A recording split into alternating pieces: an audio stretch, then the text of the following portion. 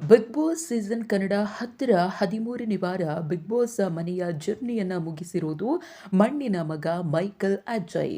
Big boss ಮನೆಯಿಂದ ಹೊರಬಂದ ನಂತರ ಬಿಗ್ ಬಾಸ್ ಜರ್ನಿಯ ಬಗೆಗಿನ ಅನುಭವವನ್ನು ಮೈಕಲ್ ಅಜಯ್ ಅವರು ಹಂಚಿಕೊಂಡಿದ್ದಾರೆ. ನನ್ನ ಬಿಗ್ ಬಾಸ್ ಪಯಣ ತುಂಬಾ ಅಮೇಜಿಂಗ್ ಆಗಿತ್ತು. 2 ವಾರ ಇರ್ತೀನಿ ಅಂತ ನಾನು ಮನೆ ಒಳಗಡೆ ಹೋದವನು 13 ವಾರ ಅಲ್ಲಿ ಸರ್ವೈವ್ ಆಗಿದ್ದೀನಿ. ಎಲ್ಲ ಸಂದರ್ಭಗಳನ್ನು ಕೂಡ ನಾನು ನೋಡಿದ್ದೀನಿ, ನಿಭಾಯಿಸಿದ್ದೀನಿ. ಹಾಗಾಗಿ ಇನ್ನೂ ಸಾಧನೆ ಮಾಡಬಹುದು ಅನ್ನೋ ಕಾನ್ಫಿಡೆನ್ಸ್ ನನ್ನಲ್ಲಿ ಹುಟ್ಕೊಂಡಿದೆ.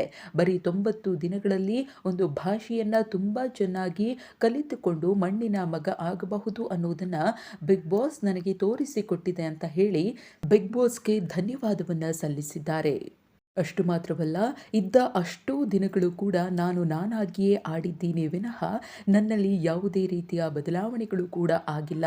ನನ್ನ ವ್ಯಕ್ತಿತ್ವವನ್ನು ನಾನು ಎಲ್ಲಿಯೂ ಕೂಡ ಬಿಟ್ಕೊಟ್ಟಿಲ್ಲ ಅಂತ ಮೈಕಲ್ ಅಜಯ್ ಹೇಳಿದ್ದಾರೆ. ಇನ್ನು ಮೈಕಲ್ ಅಜಯ್ ಅವರ ಪ್ರಕಾರ ಟಾಪ್ 5 ಫೈನಲಿಸ್ಟ್ ಯಾರಾಗಬಹುದು ಅನ್ನೋದನ್ನು ನೋಡಿದ್ರೆ ವಿನಯ್, ಸಂಗೀತ, ಕಾರ್ತಿಕ್, ತುಕಾಲಿ ಸಂತೋಷ್ ಮತ್ತು ಪ್ರತಾಪ್ ಅವರು ಕೊನೆಯ ಹಂತದಲ್ಲಿ ಇರಬಹುದು ಎಂದಿದ್ದಾರೆ. ವಿನ್ನರ್ ಯಾರಾಗಬಹುದು ಅನ್ನೋ ಪ್ರಶ್ನೆಗೆ ಮೈಕಲ್ ಅವರ ಉತ್ತರ ಸಂಗೀತ ವಿನ್ ಆಗಬಹುದು ಅಂತ ನನ್ಗನ್ಸುತ್ತೆ ಎಂದಿದ್ದಾರೆ. ಇನ್ನು ಮುಂದಿನ ವಾರ ಯಾರು ಎಲಿಮಿನೇಟ್ ಆಗ್ತಾರೆ ಅನ್ನೋ ಪ್ರಶ್ನೆಗೆ ತನಿಷಾ ಎಲಿಮಿನೇಟ್ ಆಗಬಹುದು. ಯಾಕಂದ್ರೆ ಅವರು ತುಂಬಾ ಲೌಡ್ ಆಗಿದ್ದಾರೆ. ಅಷ್ಟು ಮಾತ್ರವಲ್ಲ, ಗೇಮ್ ತುಂಬಾ ಸ್ಲೋ ಆಗಿ ಹೋಗ್ತಾ ಇದೆ ಅನ್ನೋ ಕಾರಣವನ್ನ ಕೊಟ್ಟಿದ್ದಾರೆ.